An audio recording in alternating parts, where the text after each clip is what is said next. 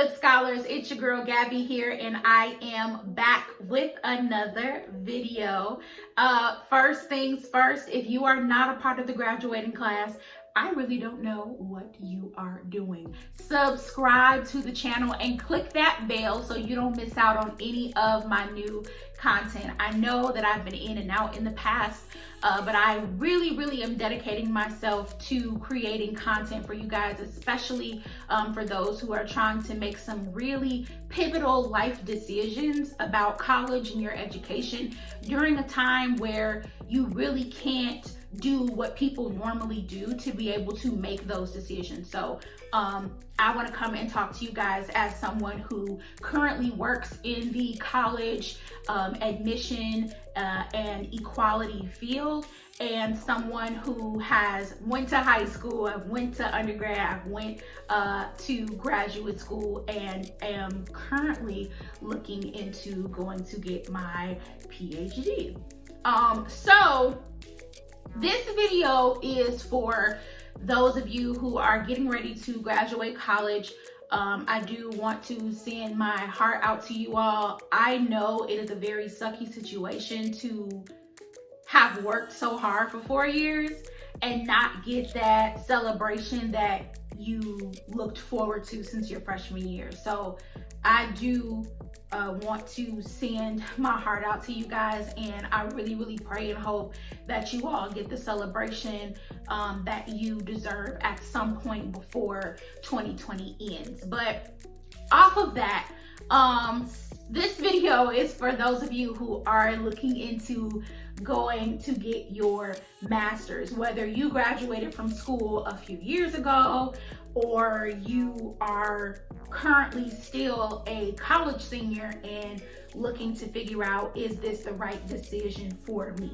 As I mentioned earlier in the video, I did graduate and go to Illinois State University and went through their communications graduate program. So I currently am a master's holder.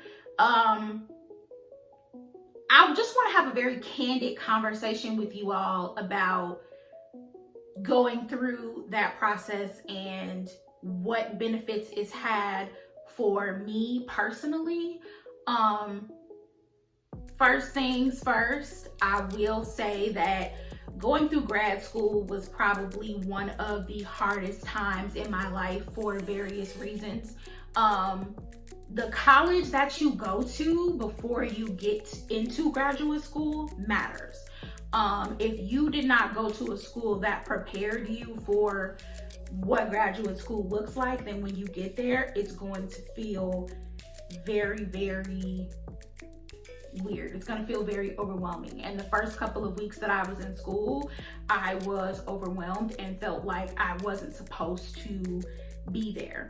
On top of that, if you are a student of color, if you are a woman, it's even more intimidating. It's even more overwhelming because you do not see a lot of people that look like you at all. There's not a lot of people that come from where you're from or get your background at all. I was very blessed to have really good people around me and to have other Black women who were also in the program, but I'm gonna keep it funky. It wasn't a whole lot of us. So yeah, that's number one. You have to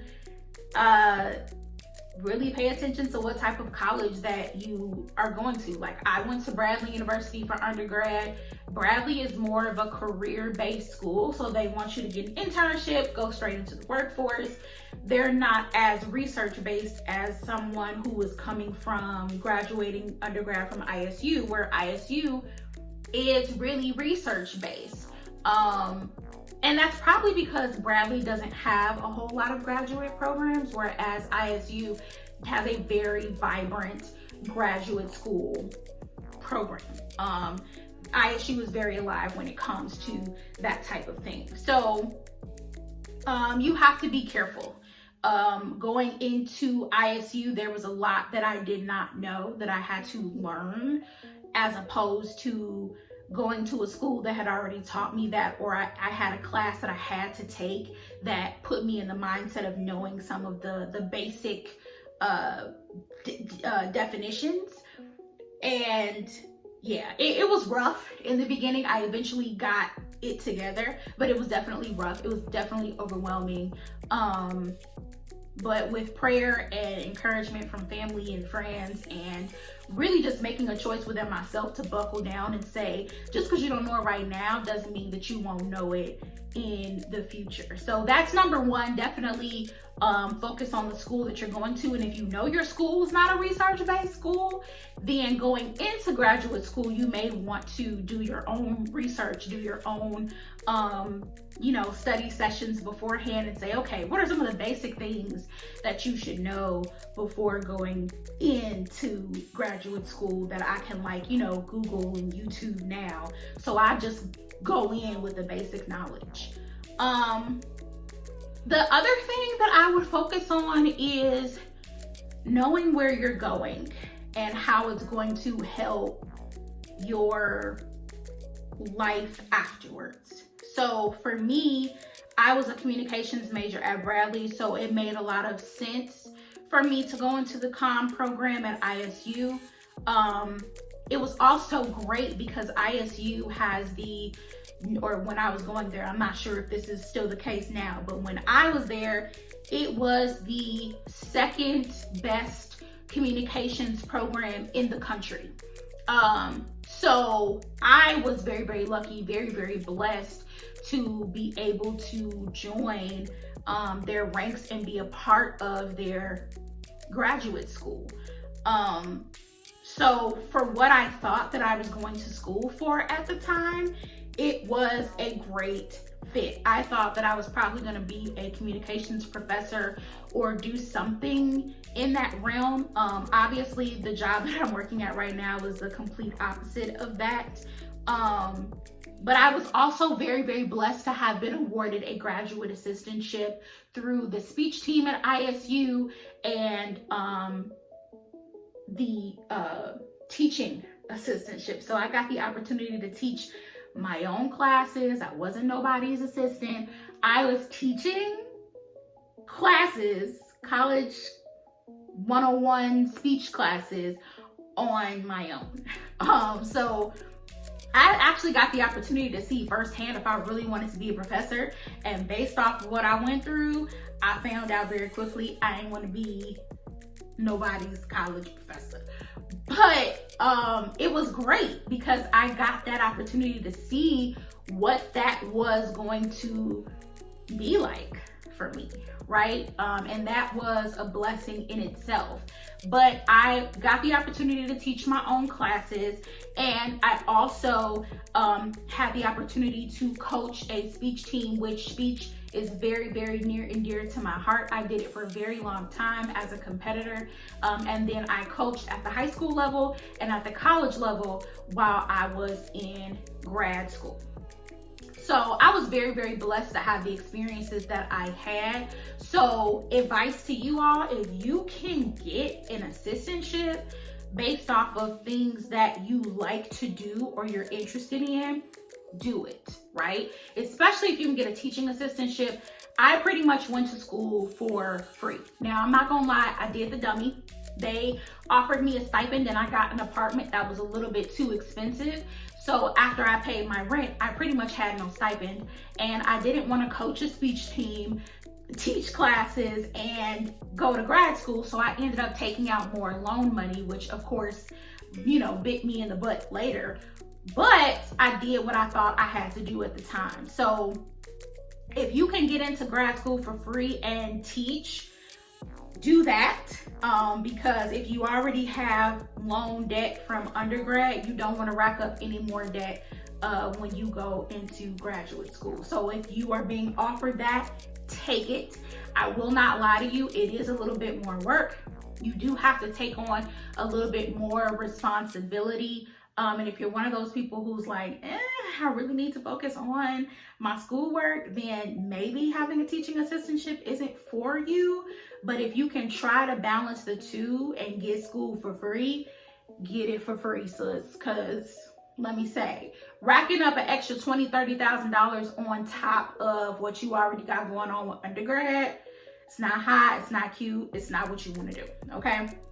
Last thing I want to focus on before this video gets too long is definitely finances. So again, I kind of touched on it a little bit, but you want to make sure that you understand what you're getting yourself into when it comes to grad school. Again, especially if you are one of those people who already has student loan debt from being in undergrad. I didn't really understand what I was getting myself into with ISU. Yes, they were giving me tuition for free, but I didn't realize that I also had to come up off of money for those fees, okay? Every school, do not let them tell you nothing different. Every school has fees.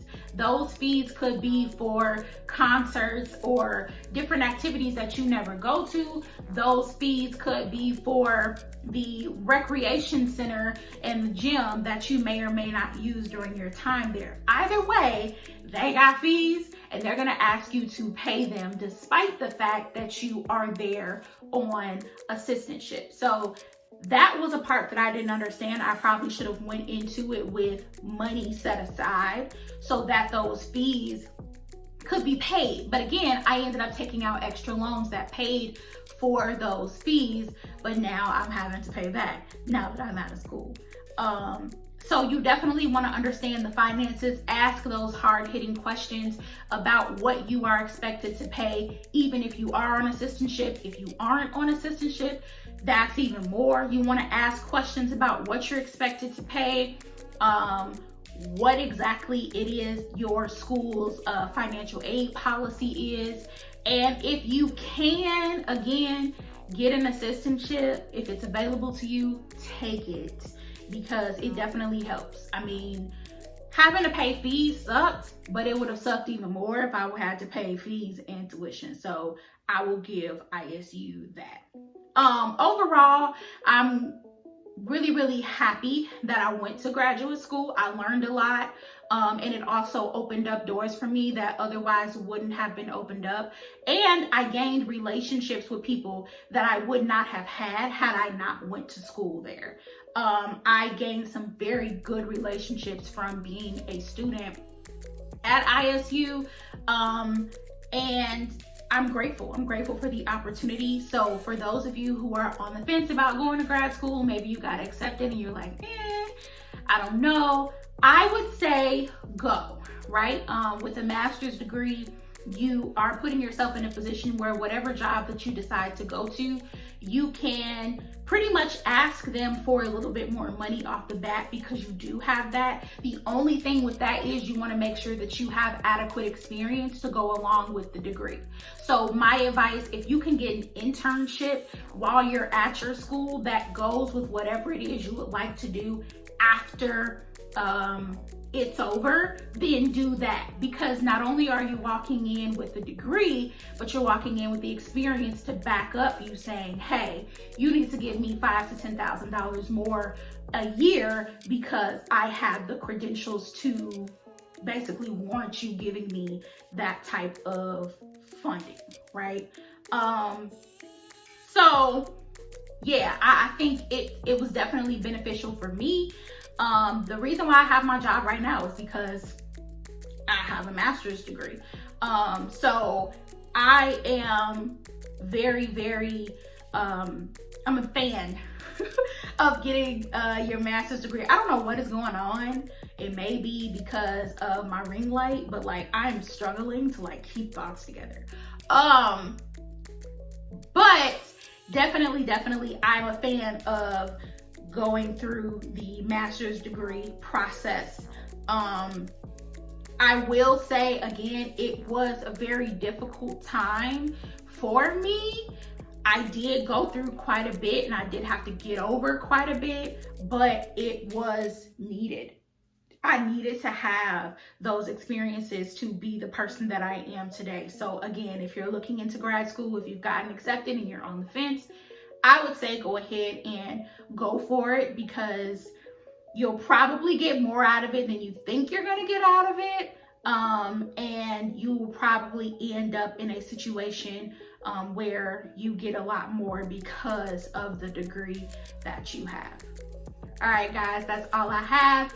If I'm missing something, if there's somebody out there who's watching this who has been to grad school who feels like, sis, there's a little bit more that you should say, let me know. Comment your own experiences in the comment box. I would love to hear about them. I really, really want to start interacting with you all more on the YouTube platform. So please comment. Let's talk about it. And yeah, I will see you guys in the next one. If you have not subscribed, make sure you subscribe.